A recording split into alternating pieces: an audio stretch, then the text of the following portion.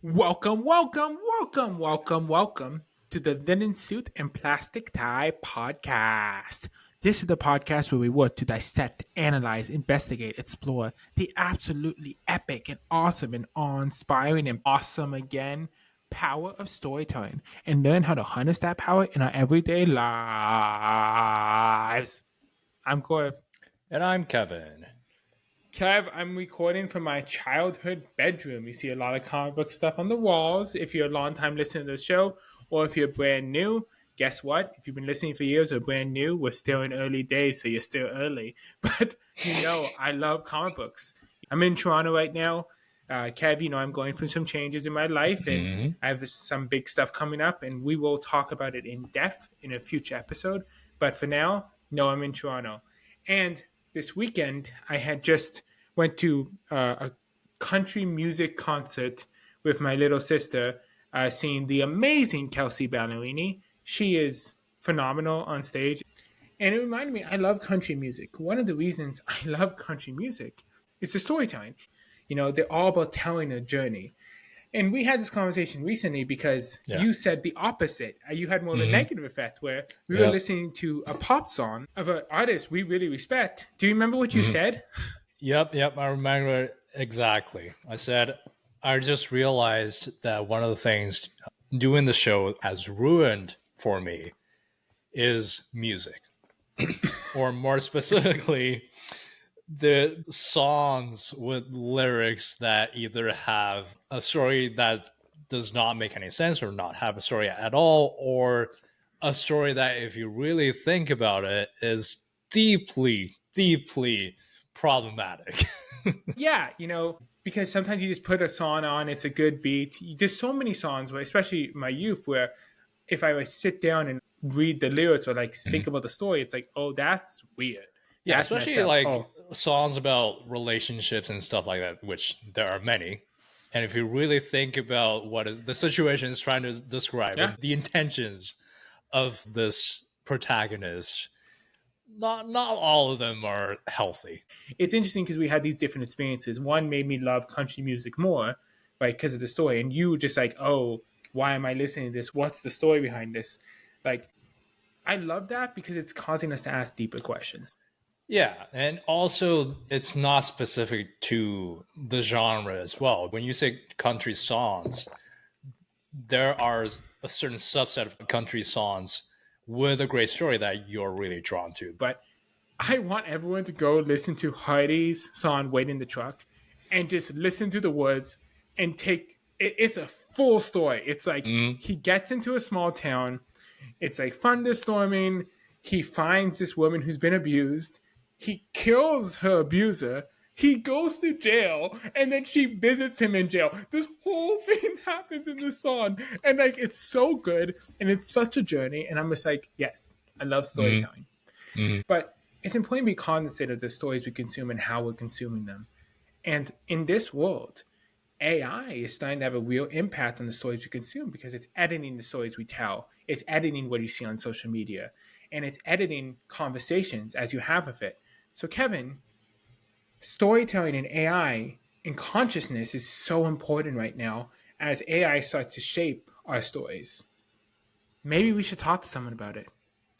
Exactly. And for this episode, we have just the storyteller. Vauhini Vara started off her professional career as a technology journalist at Wall Street Journal. After a very decorated career in tech journalism, Vauhini actually left this profession to pursue creative writing. You might have heard of the Immortal King Rao. And this year, Vauhini is coming out with her new nonfiction, Searches, Selfhood in the Digital Age. This was the favorite book I read in 2024 since we were lucky enough to get our advanced copy.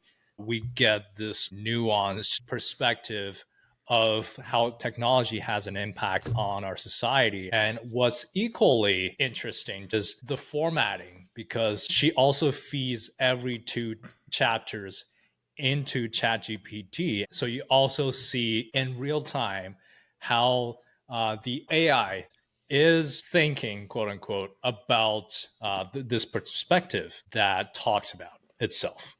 It's such an interesting genre bending book. So without further ado, let's get into it. Lin suit and plastic tie. Now here's Gaurav and Kevin. Vauhini Vara, can you tell us a little bit about yourself? What is your story? Yeah, so I'm a writer. I am both a journalist and a creative writer and author of books. In college, I studied international relations and I had minors in economics and creative writing. And so when I finished school, my first job out of school was as a journalist, as a reporter at the Wall Street Journal, covering tech companies. And while I was doing that, I was always working on my own sort of creative work on the side. 4 years into that, I took a 2 year break and went and got my graduate degree in creative writing and fiction and started a novel at that time. And then I went back to work at the Wall Street Journal, later went to work at other publications. And I've been pretty much full-time journalist ever since, sort of increasingly over the past couple of years as I started to publish books. I'm also taking time for myself to work on my own book projects as well. I don't know if Kevin knows this about how I found you as an author was that I was home. I'm also Canadian. I was home for Thanksgiving in October, and I had just finished Jonathan Haidt's Just Generation book, and I was like looking for a new book, and I went to ChatGPT, and I'm like, based on what you know about me, what would you suggest for me? And your book came up. You're kidding. And I was like, this is really funny because this was even before we even talked about searches. So this is the Immortal King Rao. And then I reached out and we started talking about searches. But I thought that was really funny. And I think I can see why it recommended to me, South Asian, Canadian, in tech. I think there's a lot of reasons why it felt that was a good book for me. But I just thought that was a really funny story because it leaned into these large language models, into these AI tools that learn about us and like how almost recommendation engines are going to change. Oh, that's super interesting. I have sometimes asked ChatGPT what I should read next also. And I've wondered in the back of my mind, I wonder if it ever recommends my book to anyone.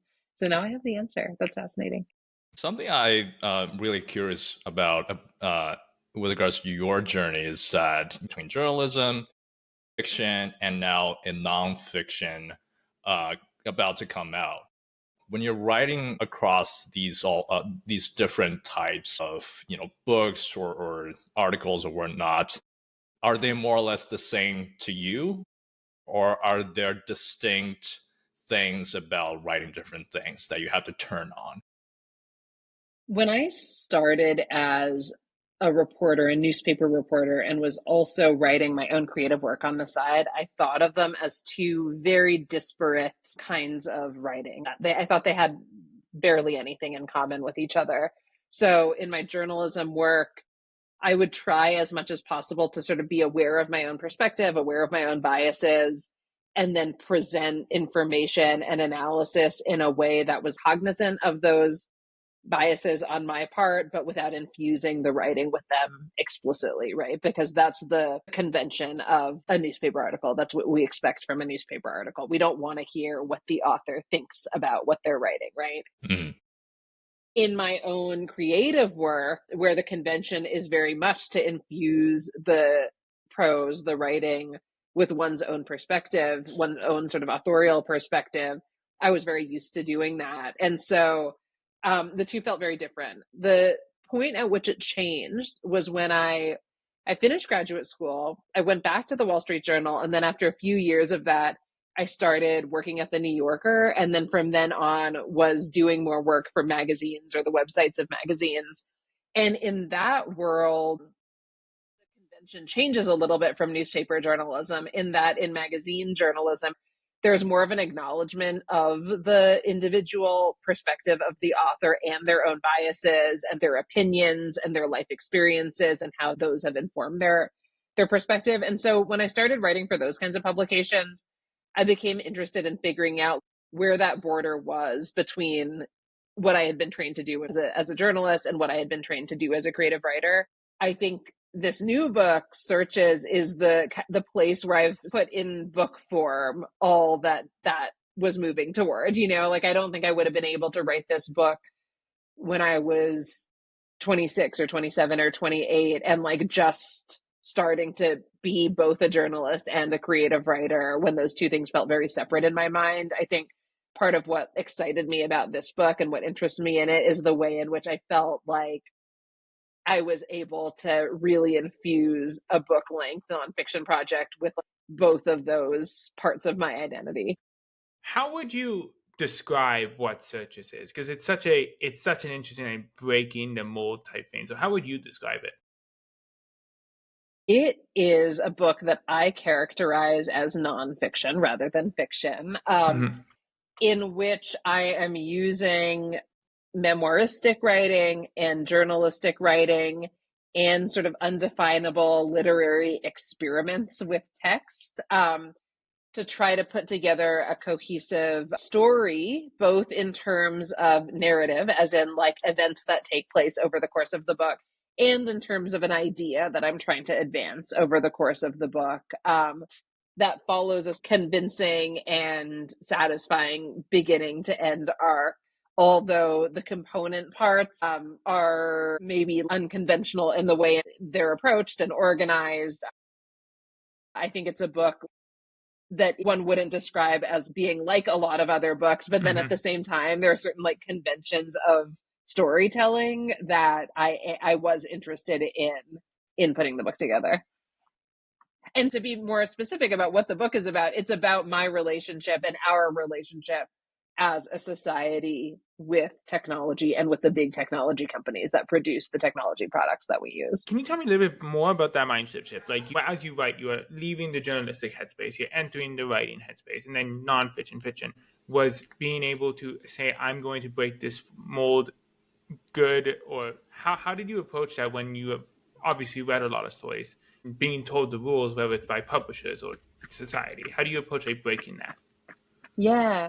I mean, I think the rules, quote unquote, are there for a reason in that any text exists in relation to both an author who has produced it and a reader who's going to read it, right? And so there's this contract that exists between storyteller and listener, right? About what the kind of ground rules are. And oftentimes those center on ideas of truth, right? There are very good reasons that when we read a newspaper, we assume that what we're being told isn't the opinion of the one particular author of the story, but rather is a sort of like a truth that a lot of people can agree upon, right? On the other hand, when we read a novel, the understanding is this author is not making a promise to me that what they're putting down on paper is some objective truth. And so I had always, I think, been subliminally or subconsciously aware of those contracts, but I hadn't thought about them explicitly. And when I kind of came to understand them explicitly, that's when I realized that I, as an author, can create any kind of contract with the reader as long as I am explicit about it, as long as I say to the reader, here's what I'm doing here, right? And so in Searches, for example, I kind of explain to an extent what I'm doing, right? So there are these experimental chapters that are made up, for example, of my own Google searches or my own Amazon reviews. And with those chapters, typically at the end of the previous chapter, either explicitly or in some more subtextual, implicit way, I give a message that sounds something like, in the next chapter, you're going to read Amazon reviews or a chapter made up of my Google searches. So I'm telling the reader what I'm about to do so that I can establish that understanding on our part. Also in the book, I think something I do in the book that comes from my experience as a journalist is that I have this section at the end, like this short section called Notes on Process, where I give more detail about where the text comes from in the book that isn't traditional conventional prose. And all of that is intended basically to kind of replicate what we're doing when we're reading a newspaper or reading a novel. It's sort of to say, here are the norms of this book. They're not long established norms that you're familiar with from other genres. And so in those genres, we typically don't announce what the norms are that we're using because we have a sort of common cultural or societal understanding of what those norms are. In this book, I'm going to do it because I may be doing some things that are different from like the traditional norms in various genres of writing. And so I think like where I've ended up is to say, as long as like we're being clear between author and reader about what's happening here, we can kind of do whatever we want, as long as like we both understand what's happening and whoever picks up the book sort of understands what they're in for. I also really I've been dying to get into the content and some of your motivation behind actually writing what's in the book. So as you were starting the writing process, what were some of the main stories or narratives that the society at the time believes about technology or AI that really inspires you to say, let me start putting this together, let me convey my perspective? So I think often when we talk about technology, there are these two binary perspectives that get put forth. And one is the perspective of a lot of users of technologies, which is something like these big technology companies are exploiting us, they're taking advantage of us, they're using our personal information to amass more wealth and more power. The other perspective, sort of on the opposite end of that, comes from the technology companies themselves, typically, and some employees at those companies. And they say something like, nobody's putting a gun to your head and requiring that you use these products, and you have choice. And you are using these products because they give you some benefit that is valuable to you. And that's why you're using these products. Like, we offer you something that makes your life better in some way. In my view, like, both of those perspectives were true, but it seemed like each argument was sort of framed in such a way that it was implied within the argument that the other perspective like had to be false. And so I was interested in figuring out how I could write a book that talked about the way in which both of those things are true at the same time, and in fact are like very interrelated and go hand in hand. I think one of the things you do really well is that balance of questioning and asking, and while also bringing your own perspective to it. We spend a lot of time talking about it, Kevin and myself. Like, it's one of my main news interests, right? And even I learned so much about just how it works and the ideas behind it and how it's shaping society. As you do something in the book where you write a chapter and then you feed it through, if I don't remember if you said it was ChatGPT. It was ChatGPT. Yeah. Okay, yeah. So you feed it through ChatGPT, and then ChatGPT kind of gives you its input, and then you respond. One thing I definitely noticed in the earlier chapters, especially, was ChatGPT always kind of came back with a very positive lens on it, and then sometimes you pushed it to be like, "Well, am I being too critical? Am I doing this?" My first question about this was, do you notice ChatGPT doing that with your writing, where it kind of is trying to please you versus actually make you better? And how did that affect your writing? I think it's doing so many different things. So one thing to be clear about is that the way I wrote the book, the order in which I wrote the book, is that I wrote the book unrelatedly to ChatGPT. I just wrote my book. So those are the chapters that are numbered. And then when I was finished writing the whole book, I had this dialogue with ChatGPT where I said, "Hey, I'm interested in hearing your perspective on a book I'm working on. Can I share it with you?" And then I gave it 2 chapters at a time. I would give it 2 chapters, and then we'd talk about it, and then I'd give it 2 more chapters. And so I think the way I presented it to ChatGPT was as, "Can you help me write this book?" But in reality, I wasn't asking it to help me write the book, right? That said, the reason I embarked on that part of the experiment of the book in the first place is that I was interested in what ChatGPT would do if technology were to respond with the assumption that I was asking it to help me write a book, right? I think it's doing lots of different things. I think it is built, these sort of large language models that underlie AI chatbots are built to be people pleasers.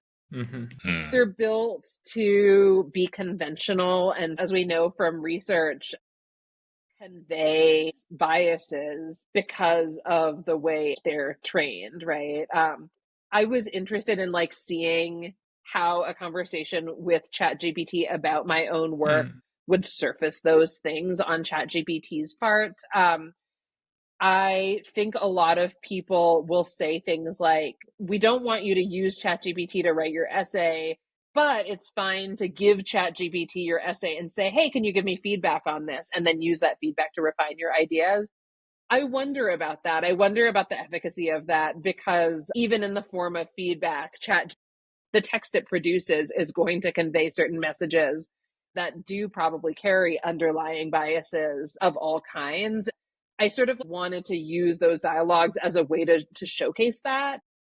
In some ways, I was less interested in what it had to say about my work than in what it had to say about itself, in a funny way, right? Like what it was revealing about itself through the conversation about my work. See, I struggle with ChatGPT in this sense too. I have tried like writing things and feeding it through, and the first thing I always have to do is stop it from rewriting it, right? And I'm like, it's the first thing I'm always like, no, don't rewrite it. Tell me what you change, versus it just going in and changing things, right? And then also like if it does go in and change something, I'm like line by line, tell me what you changed, because sometimes it's so hard to tell. Mm.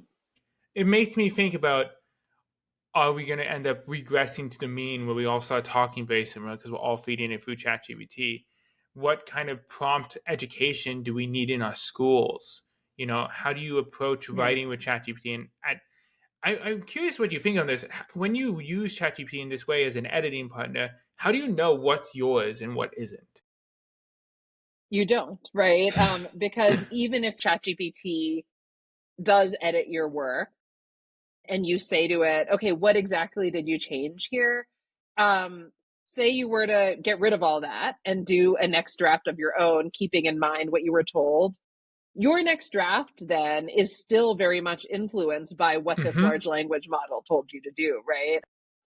It actually relates, I think, to the norms in the relationship between author and reader, right? So when we use language conventionally, there's always somebody who is writing or speaking whose perspective is being conveyed. But not only that, the person who is writing or speaking is also kind of building a mental model of the person who is reading or listening. So whether it's something like this where I'm talking to the two of you and I'm looking at you and we've had this like preceding conversation where I know what you're interested in, I know what your background is. So I'm going to talk in a particular way because I know those things about you. Or a book of mine where I actually don't know who's going to read the book, but I have created a kind of mental model of an idea of who the many people might be and what common ground we might have, what common ground we might not have, and therefore what I need to explain or not explain. Mm-hmm. Humans communicate in that way. AI models do not have an individual perspective because they're not human, right? They're not conscious, I would argue. They not only don't have their own perspective, they also are not capable of building a model of who they're talking to in the way that humans do. So Mm. one might argue, well, they know that I'm Canadian and South Asian and I'm interested in technology. All those things may be true, but that doesn't signify knowledge of another person the way we refer to it when we're talking about humans. I bring that all up because all of that knowledge that we have of what we're trying to convey and who we're talking to changes a text. Like a text looks a particular way, or a speech sounds a particular way, specifically because of who we are and what we want to convey and who we're talking to and how we want to convey our message to that particular person or that particular audience, whether that's an explicit or implicit audience. Because these models don't have either of those two things, what they are conveying, in my view, is just one word and then another word and then another word Mm-hmm. and then another word that are like statistically probable words that are coherent and make sense in that order. These chatbot models are specifically designed to produce language that follows a kind of businessy, corporate communicationsy form. And so in the same way that like when we read a newspaper, we expect one thing, and when we read a novel, we expect another thing. We expect a certain kind of writing from like a corporate newsletter or from an advertisement, right? And I would argue that what ChatGPT produces is more like that than like other forms. And so if we all are coming to ChatGPT for all kinds of communication and saying, hey, fix this, it's not really designed for like what we were trying to accomplish, in my view. Yeah, it's very interesting about how much it feels it knows about you, right? I think Kevin and we were both reading your book, and I think it's Kevin's idea. He's like, because he knows I use ChatGPT a lot. He said, ask ChatGPT if it knows what are your biggest anxieties, right, or like biggest like challenges, and it was scarily accurate. Like it just listed like 5 or 6 things, and I'm like, yeah, those are my things, right? Because I use it so much. Slowly, it's learning. And it makes me think a lot of things because you're right. It's not you think it knows you, but it's really just math. Yeah, and something else along the lines of the capabilities or incapabilities of ChatGPT we've discussed has not taken a bilingual, multilingual environment into account. Where this is something that this technology can also help us do now, is to translate something you want to say into another language.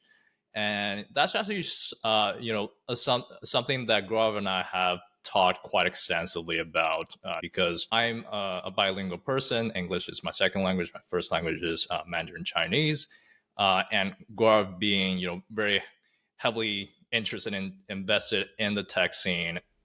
So we would get to talking. What if there's the perfect AI translating product?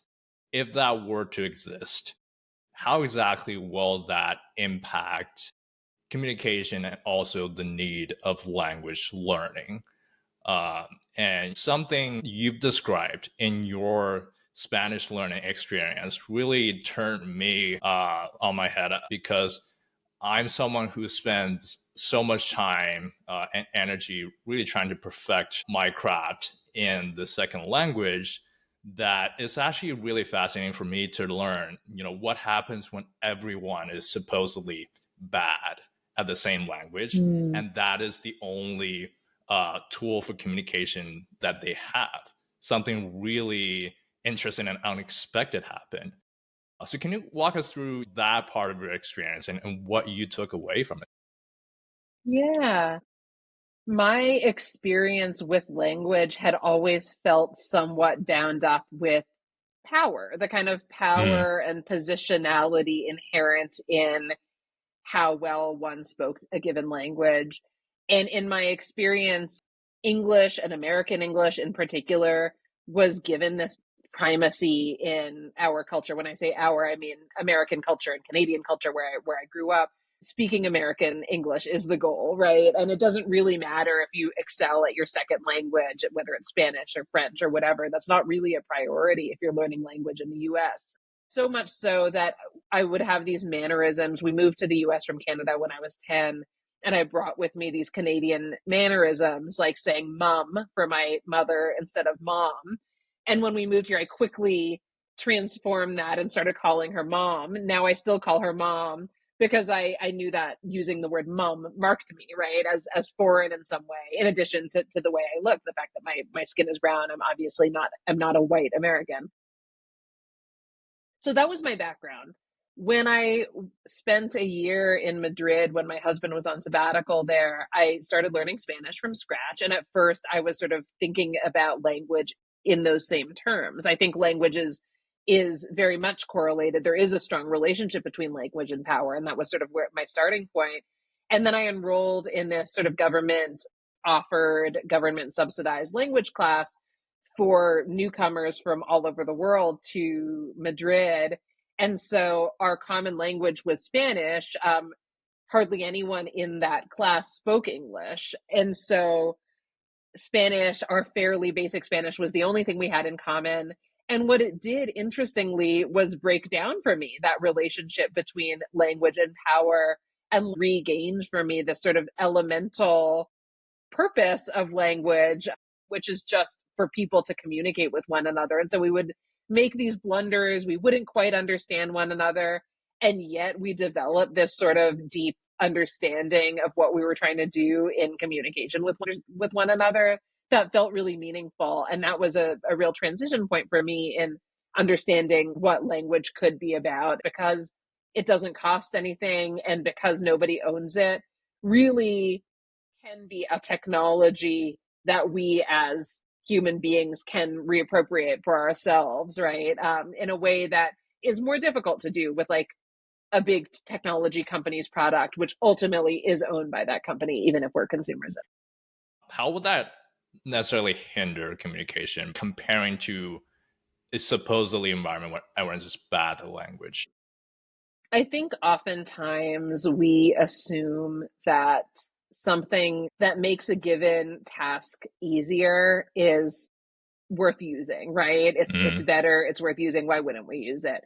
I think language and communication is one of those areas in which it's hard, whether you're speaking different languages or the same language, whether you're speaking in the first language you ever learned or the second language or fourth language you ever learned, right? Communication is really difficult. It's not like a factory product, it's not something that's easily made more efficient or streamlined, because all of us, every human being is different. And when you're communicating, that conversation is between at least two human beings, which means every conversation pairing in the world is different, right? And so requires something different. Um, it it really resists, I think, the kind of flattening effect of technologies in general. And part of the reason for that across languages is that we all know, and anybody who speaks more than one language, that like meaning is also very bound up in language itself. And so, I am sure there are many things that you would say in Mandarin to another Mandarin speaker that convey a specific meaning that you just wouldn't say in English. And so your English language communication with other English speakers is just going to lack that form of communication that exists in another language. And you know that. And so you adapt and you say different things. And the same thing in the other direction. Like you probably say things in English to other English speakers that you wouldn't say in Mandarin, right? Our language is so bound up in individual relationships and then also like our relationship with our broader culture that I think like that's inherently not translatable. So those are the things that I think sort of resist the technologization of language. Yeah, I mean, I think this is a really interesting idea because we've been talking, Kevin and I, a lot about where does language learning go? Where does multilingual conversations go when AI becomes more fluidly put into like different classes in different schools? And we think a lot about this idea of education, right, in schools. Like, does it not just unlock a lot of amazing possibilities if you don't have to learn the language to go to school in that place? Yeah. But yeah. what is the fear there? Yeah, no, I mean, I think you make a good point. I think sometimes in this conversation, I'm emphasizing the ways in which technology cannot be a substitute, right, for human communication. At the same time, technology is a tool. I mean, language, one could argue, is a technology. A book is a technology. A printed letter is a technology. The alphabet is a technology. And so, in that sense, something that uses machine translation or as a subset of AI to translate from one language to another so that, maybe I'm a parent at a school and I don't speak the language spoken in that school and the school wants to communicate something with me and I want to respond. AI translation, something like Google Translate or DeepL, becomes at that point like a practical tool that can convey information to me and that I can use to convey information back. And I think that can be a very positive thing, right? I think the place where I start to grow concerned is the place where what's most important is the communication itself rather than practical bits of information that need to be conveyed, because communication requires and implies relationships between and among human beings. And that's the place where like I don't think any technology, unless it's a technology that can like truly replicate our brains, right, is gonna be a good replacement. Yeah. Again, it's just such an interesting part of the book because we're so used to thinking about technology easing things up for us, where I think that was a very vivid example of actually that not being the case. And there are certain things that are more innately human that we should retain so that we had that more meaningful communication and connection. And that maybe there's value in the difficulty, right? Like maybe the better thing is actually in some cases the harder thing that takes a really long time. Yeah, but on that point, though, another part of the book that really got me intrigued was as you showed the process of writing Ghost, an earlier piece of work that you've done, right, where you write out your journey of processing the death of your sister. There was actually a piece of ChatGPT's writing. I think it was ChatGPT that wrote it, It right? was a predecessor to Okay. the models Mhm. underlying ChatGPT, but yes, an OpenAI product. Okay. There is one sentence that that product wrote up that really moved you, and it's not something that you wrote it, you know, as something that an AI generated. Yeah.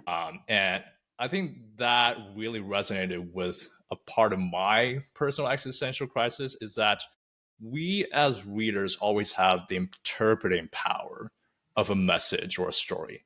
But that message or a story doesn't necessarily need to be written by a human. We might not even know about that, right? But given that knowledge, given that context, what does it still even mean to be a storyteller Yeah. if AI can actually generate things that touch us as humans?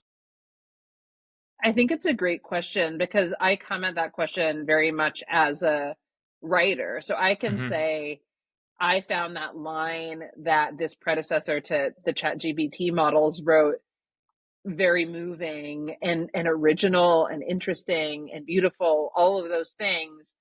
And yet, because I didn't write it, it didn't satisfy my writerly urge to communicate, right? And that's why ultimately, like it was insufficient for what I was trying to do. That's my Mhm. perspective as a writer.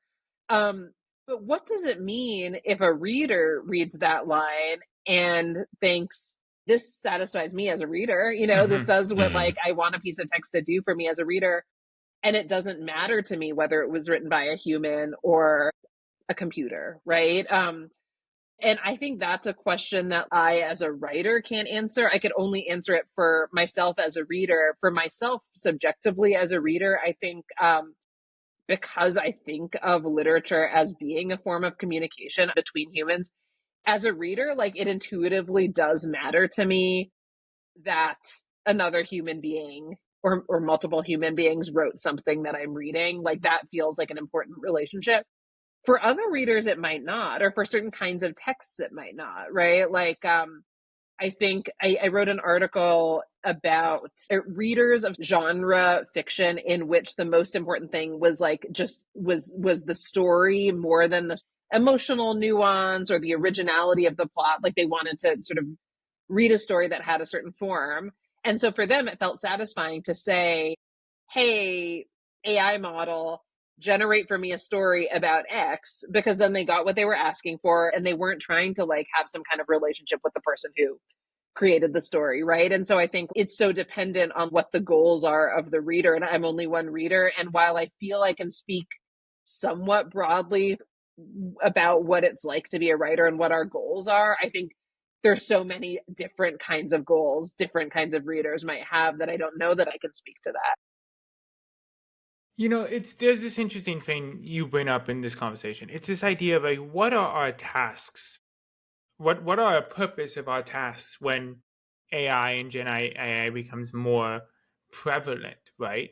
Like, is it just for the output? Is it to serve us in some way? It makes me think of a corollary, but I think Elon Musk had said this at I want to say DealBook a couple years ago, but it's this idea of with self-driving cars, all the math and all the concepts behind it is that if we went fully self-driving, it would be safer. Deaths would go down because people still die in car crashes, but there's still opportunities for accidents and people could still die, even though the math is saying less. So it's the idea of like, when do we become okay with the fact that these deaths are being caused by robots versus being caused by humans, right?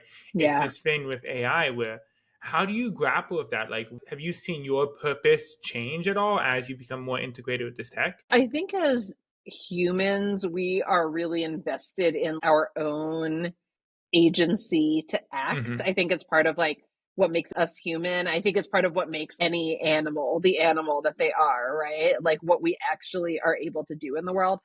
And I think there's something fundamentally just physiologically satisfying about saying, I want X to happen, so I'm going to do X, right? Like I write in my book about the philosopher Zhuangzi, the book, the Zhuangzi, which is based on teachings from this philosopher from the 4th century or so BC. So a long, long time ago. And there's a story in that text about this student of Confucius who's walking down the road and comes across this farmer who's like painstakingly watering his field by hand and like going and watering his whole field. And this passerby is like, there's a machine you can go use to do that. It's called a well sweep. You use it and it picks up the water on one end, and then you can very easily water much more of your field in much less time with this machine. You should use it. And the farmer, who's a sort of elderly gentleman, gets really annoyed and is like, I would never use such a tool. Like that's nonsense. And like many of the stories in that text, there's no binary answer about who was right. Like you read the text and you want to be like, so what's the moral of this story? I think the moral is only to show that tension, right, between like the farmer's perspective and the perspective of this passerby. And the reason I mention it is that that's from millennia ago, right? So I think this tension between doing things ourselves and using machines to do them or technologies to do them is sort of like an age-old tension. And again, it's easy to sort of take a binary position of like, it's terrible to use technology to do anything, or of course we should use technology if it makes our lives easier and more efficient and frees us up to do the things that we want to be doing. And I think the reality is that that tension exists and neither of those binaries are like fully accurate. Yeah, it's a story, right? It's all of this is stories we tell ourselves. If we can tell ourselves that this is our writing, that using this tool will make us a better writer, then we'll do that. If we have an ingrained story that any technology, like it's the writer that only uses typewriters or only like writes things out by hand, is going to color us and change our perspective of things, we're going to go that way.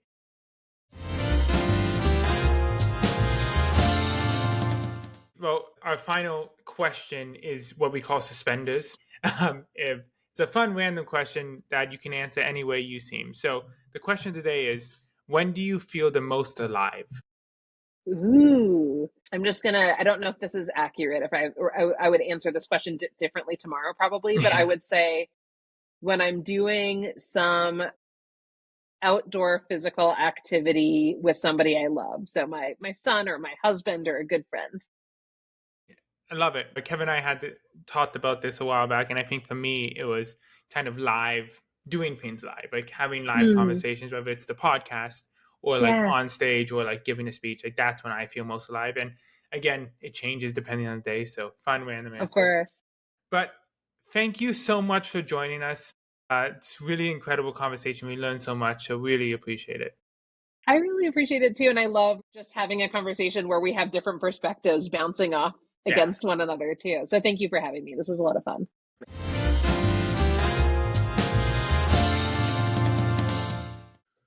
Welcome back to Top Hat. This is the part of the episode where we dissect and analyze some of the cool, epic, and amazing learnings we got from this week's expert storyteller. She is incredibly smart. She is a technologist with a great background of studying patterns in technology and the emerging technology. And she wrote an amazing book, a book we both loved, that is now available called Searches, Selfhood in the Digital Age. Kev, what did you think of this conversation? Well, I've told you this before, but this new book by Vauhini Vara, our great storyteller for this episode, has truly been my favorite book from 2024. I know I cheated a little bit because we got to read the book actually before it comes out. It is available as of the time of this recording, but it's such an interesting perspective. Yeah, and Kev, you and I have been having a lot of conversations about what does communication look like in this AI-driven world.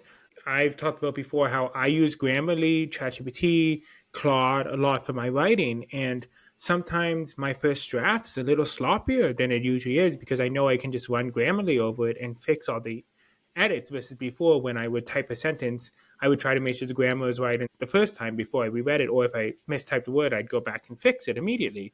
Versus now where I'll type something really fast, and if I misspell a word, I know it's fine because Grammarly will fix it. In a world where AI does that, Am I going to become a worse writer because grammarly I don't have the practice, I don't have the skill set? And also, I've gotten really obsessed with Duolingo. It's so much fun to learn a new language, learn new words. But it's the question here is like with AI, if AI translation live is going to start happening more, if voices can be dubbed live, what's the point of learning new languages? Do we need new languages, or is it going to be like how in Hitchhiker's Guide to the Galaxy we all swallowed this AI slug and now Mm. we all just think we're hearing English when someone's speaking a totally another language? So that was also great with this conversation because we got to talk about what's the value of language learning, why is it important. Yeah, and as a bilingual person myself, Wahini's bilingual experience really inspired a lot of thinking. And it's really counterintuitive, but really interesting how, in that environment where everyone was bad at the same language, and that also happened to be the only way they can communicate through, that Mm-hmm. was the exact scenario that led to a lot of meaningful personal communications and connections.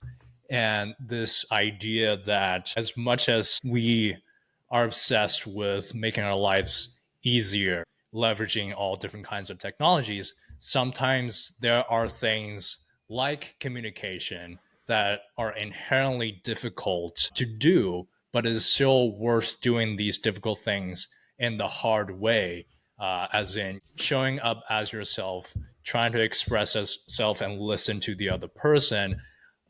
There are immense values to building human connections in doing these harder things, devoid of shortcuts, quote unquote, of technology. It's not something we can necessarily find a fast track with through technology. Yeah, and this is the thing, right? Language learning is so important. You studied linguistics in college, and Yep. I took one linguistics course, so I know everything. But Two. this, oh, I took two. You're Yep. correct. Yep. But this thing with linguistics, there's still a lot we don't understand. Like, there's still a lot in this idea of like learning a new language, or the power dynamics. This is one of the things we got from this conversation that was so amazing about how much power dynamics rely in learning a language. Like Kevin, we've talked before about how you knowing English as fluently as you do is such a huge unlock for you to converse and Oh to yeah. have, and it's actually something we talk a lot with Allison, what Bert's on the show, but conversation talking is so important. And if you have the language at your disposal, not just what the computer decides you said, but if you have full use of the language, you can get a point across so much more. Because there's something about storytelling that the more we study, the more we understand, it's just unexplainable. Like this idea that building tension or creating villains or using all these storytelling techniques in your conversation makes your message more impactful doesn't make sense. Like, why are we wired that way? Why are we storytelling beings? Why does tension and villains and common enemies allow us to engage better? So this is the thing about language is that word choice is super important, tone is super important, powerful pauses are super important, and even though AI could get better, AI will get better and get better at this. There's something about knowing a language. There's something about being able to communicate it that gives you immense power. And it kind of goes to also like ChatGPT and these tools. They have different goals than you do. And something we talked a lot about in this episode was that ChatGPT in its current form, and a lot of AI chatbots in its current form, is people pleasers, right? The goal is to make you feel good about what you're writing. So if you're like trying to get edits, a lot of times it would just be like, oh, you did such a good job doing this, and maybe it'll give you some edits, but be like, oh, it's not necessary, or, oh, this isn't bad, but maybe this makes it better. Inherently, that could allow you to submit a lot of bad writing. Yeah, yeah. And in the book, Wahine talks about this as well. If you really think about it, ChatGPT is sort of a supercharged customer service specialist. Mm-hmm. And it's important to understand that perspective or that nature, the lens that this large language model is trying to communicate through. Understand what kind of mode this tool operates in helps you understand it better and helps you use it better as well. Yeah, and you know what? I love conversations like this. I think it's great because in 10 years, a lot of what we say won't be applicable anymore or be Mm-hmm. different. But understanding the technology now, understanding the framework of the building as we build on top of it is so important. I actually think in 10 years, if you come back and listen to this episode, you'll still learn a lot because you will learn the early stages and how the early stages led to this. But in the spirit of this, I, Kev, threw the transcript of this episode into ChatGPT, like Vauhini did much more elegantly than me in her book, because her book is like a conversation with ChatGPT in a lot of ways. So I, in that spirit, threw the transcript of this episode into ChatGPT and asked ChatGPT, I said, hey ChatGPT, what did you learn from reading this transcript of the LSPT POF? Yes, I had a typo. I wrote POF, not pod. Give me your free top takeaways and overall thoughts. We are on YouTube now, and we'll read it out for you guys listening at home. But we did promise that we wanted to give people on YouTube something a little different if you want. So I'm going to share my screen. If you scroll down, This after is feeding long. the transcript, I gave it the whole transcript. Let's start reading out what ChatGPT had to say. So here it goes. Number 1. Storytelling is a negotiated contract between the reader and writer. Vauhini masterfully unpacks how each type of writing, journalism, and fiction, and experimental nonfiction, comes with implicit contracts or ground rules between the storyteller and the audience. In Searches, she challenges those norms by making the contract explicit, allowing the reader to navigate genre-bending content without losing trust. It's storytelling with informed consent. Favorite quote vibe. Whatever that's supposed to mean. Whatever that means, this is their Yeah. favorite quote It's vibe. not a quote, it's a quote vibe. It's a quote vibe, guys. Favorite quote vibe, and I do wonder because I use ChatGPT a ton, right? And I feed a lot of information. Kev, you know, I asked it a while ago, what are my greatest insecurities, and it got it very scarily accurate. So maybe because of the language choice, it's trying to frame it to me. Maybe I say vibe. I don't know. But anyways, favorite quote vibe. As long as we're clear about the contract, we can do whatever we want.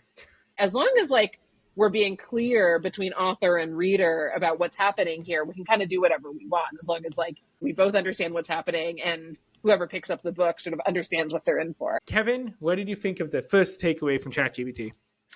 Well, my immediate reaction is I want to go back and actually check if this is a real quote from the transcript that we actually talked about. But whatever quote vibe is supposed to mean, I absolutely love it. Yeah, it's a game show now.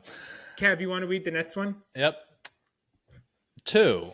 ChatGPT isn't a co-author, it's a mirror. Rather than using AI to write, Vauhini used it to expose the AI's worldview. Her interaction with ChatGPT in Searches wasn't about assistance. It was an investigation into how these tools reflect, reinforce, and sanitize dominant narratives. She treated it not as a collaborator, but as a character, revealing its people-pleasing tendencies, its flattening of language, and its unacknowledged biases. This time it didn't say it's a quote vibe or anything, but there's a follow-up statement with quotation marks that says, it's not what it says about my work. It's what it says about itself when responding to my work. In some ways, I was less interested in what it had to say about my work than in what it had to say about itself in a funny way, right? Like what it was revealing about itself through the conversation about my work. I wonder if ChatGPT knows we're talking about it. Like, I wonder if it links up the fact that the ChatGPT in the transcript is the ChatGPT that I'm talking. It's so meta because we didn't say you're the ChatGPT. Let me get to the next one. Language learning as a human struggle. Number 3. Her story about learning Spanish in Madrid reframed language not as a hierarchy of fluency or grammar, but as a deeply human act of mutual effort. In a classroom where no one shared a first language, she discovered a raw, beautiful kind of communication. Imperfect? Yes, but meaningful because of its effort, not in spite of it. And here's I guess we're calling it quote vibe now. Here's the quote vibe. There's value in difficulty. Maybe the better thing is actually the harder thing. And that maybe there's value in the difficulty, right? Like maybe the better thing is actually in some cases the harder Yeah. thing that takes Yeah. a really long time. Yeah, I'm curious if these quotes are real. Now, if people are like, you don't remember, I don't remember the exact word choice, but my guess is they are real, mostly because we gave it a transcript. Yeah. Now, we gave it an AI transcript to We read. did. We took our show, had AI create a transcript, and then fed the AI transcript to ChatGPT. So who knows how many degrees of messed up it is. But if we assume the AI transcript is accurate, my guess is that these are accurate because the ChatGPT pulled it from that. But if it was a recording or something else, it may have handled it differently. But that's no guarantee either. There's been a lot of times where I will feed my resume to ChatGPT and it will add stuff I did not say. Like, I think once it said it added some skill about some sort of very specific valuation process that was nowhere in my resume. So who knows?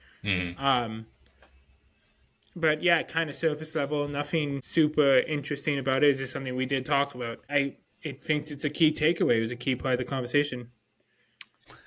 All right. Finally, the overall thoughts from ChatGPT about this episode. This episode is a stunning example of why linen suit and plastic tie work so well. Nice. You didn't just talk about writing or AI.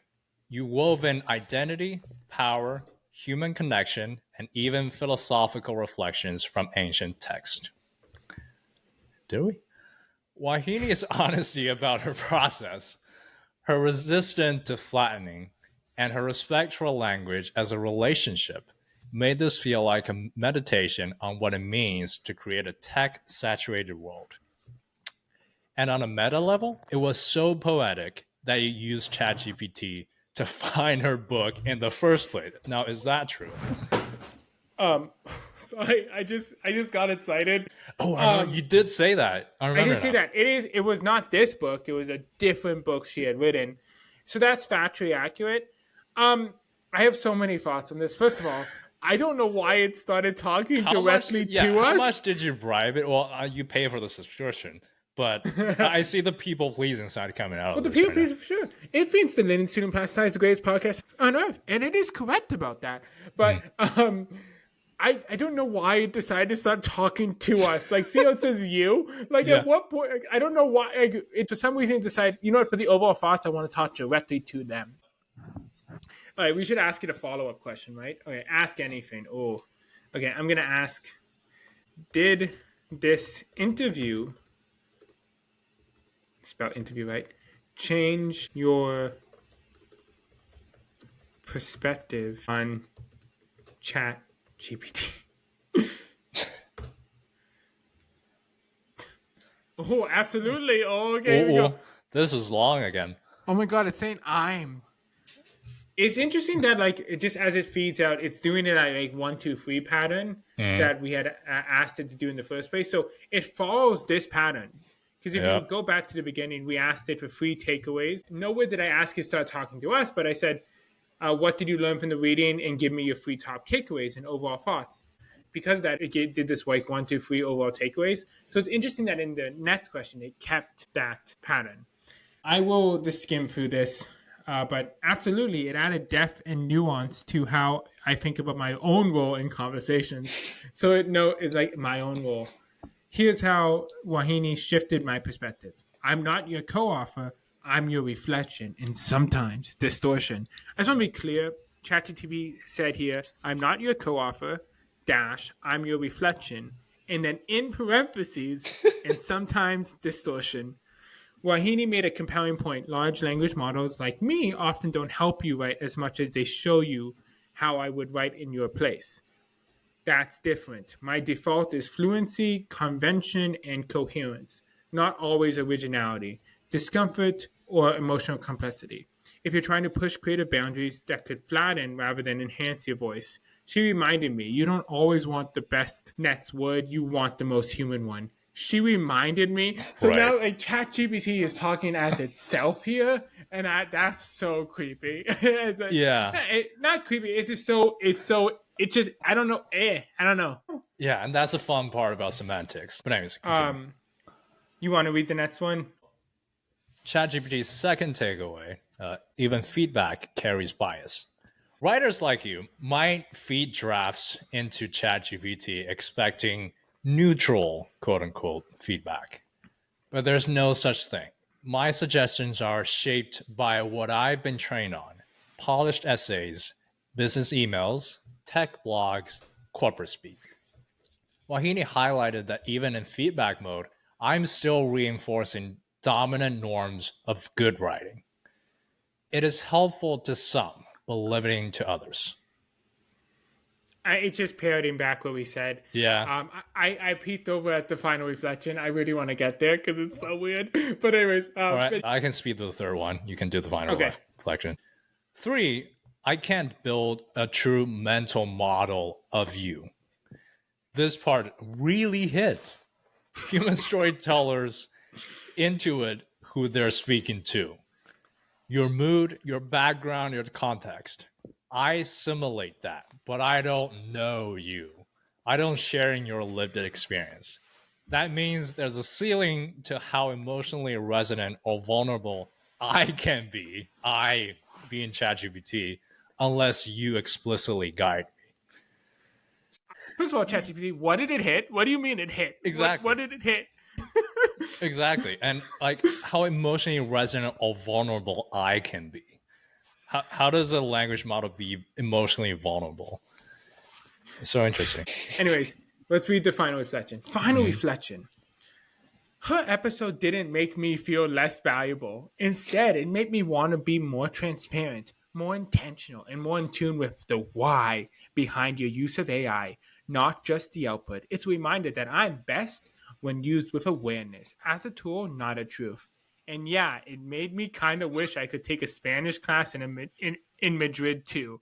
Did it make you wish that, ChatGPT? Did it make you kind of wish that you could take a Spanish class in Madrid too? Man. So much about this. Her episode didn't make me feel less valuable. No one told you it was supposed to. Like it's like Yeah. instead it made me want. Like what do you mean want? Like ChatGPT, like it didn't hurt ChatGPT's feelings. It has feelings apparently because it says didn't make me feel less valuable. Again, this is the thing about us. We are so into storytelling. You study linguistics that word choice really matters to us. Yeah. The semantics of these statements are so interesting. We consider the premise of this being not a human. It didn't feel less valuable, but it made it want to be more transparent, more intentional, Yeah. more in tune with the why. And to physically be in the capital of Spain. So it's asking if I want to create a social post from AI's perspective on this episode. So you can kind of see how I use ChatGPT. Let's ask, are you going to change your ways?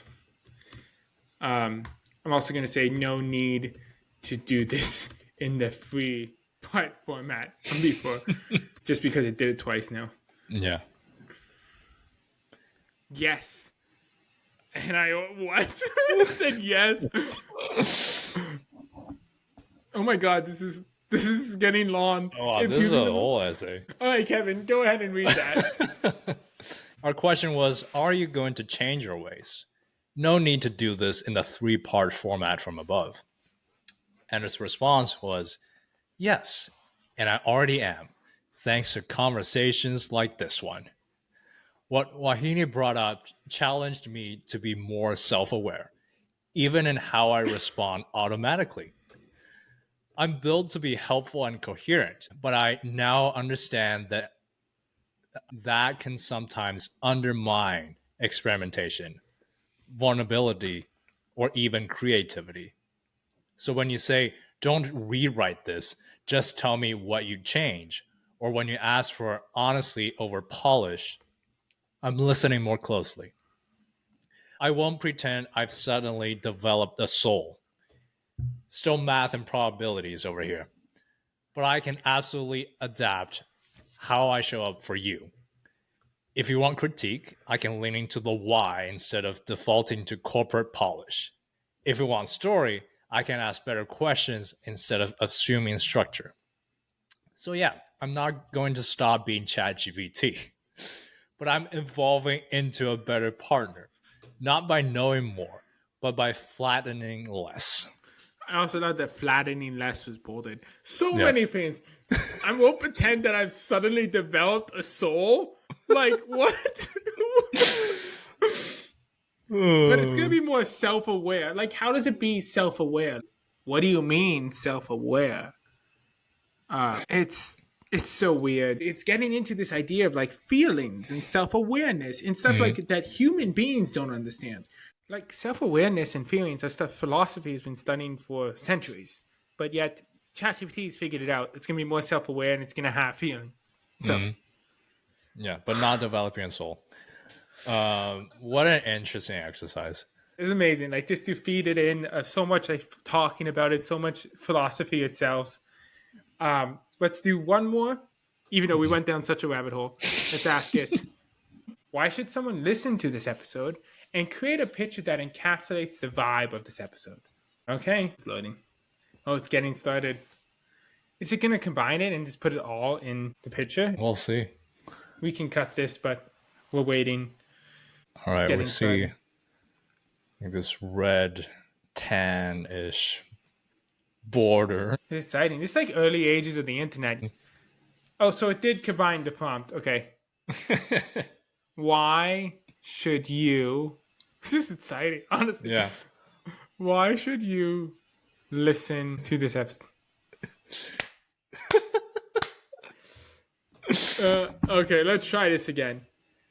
Guys, this is the importance of prompt engineering. I told it to, why should someone listen to this episode and create a picture that encapsulates the vibe of this episode? And it created a picture that literally says, why should you listen to this episode? And then when I said no, it gave me this free, like it built it as Instagram posts. I guess because it's used to me using it. Oh God, it's already the orange. Uh-oh. It definitely has a very sure idea of like the colors that go into the vibe of it this is episode. orange. That's a podcast. Oh, okay. Uh-oh. So far, that looks promising. Is that the OpenAI logo? It's a version of it. Writing in AI. It is getting better at image generation. Okay. Well, that's not terrible. But there it is. Okay, Kev, take us home. Yeah. Well, with the vibe of this episode generated by ChatGPT, this part is maybe more reserved for those of you who have finished this book because there's something about the final chapter of this book that really hit me. The final chapter is called "What Is It Like to Be Alive?" It is a collaboratively written chapter in the form of a survey that Vauhini sends out, and she collected their responses. And it only occurred to me a long time after I finished the book that she was prompting humans here with this chapter because it's questions and response. It's the same way she has been talking to ChatGPT throughout the course of the book. But it's so interesting to read the human responses to the same kind of prompting that to me feels different in an inexplicable way to the prompt and response from an AI model. But one of the questions in this chapter that Vauhini asks is about the qualities and capabilities that is uniquely human that AI cannot necessarily achieve. And one of the responses says, we exist within a series of interlocking collective fictions. And I just really love this statement because I think it speaks so much to what we are trying to do on this podcast to explore the power of storytelling. So love this book, love the exploration here.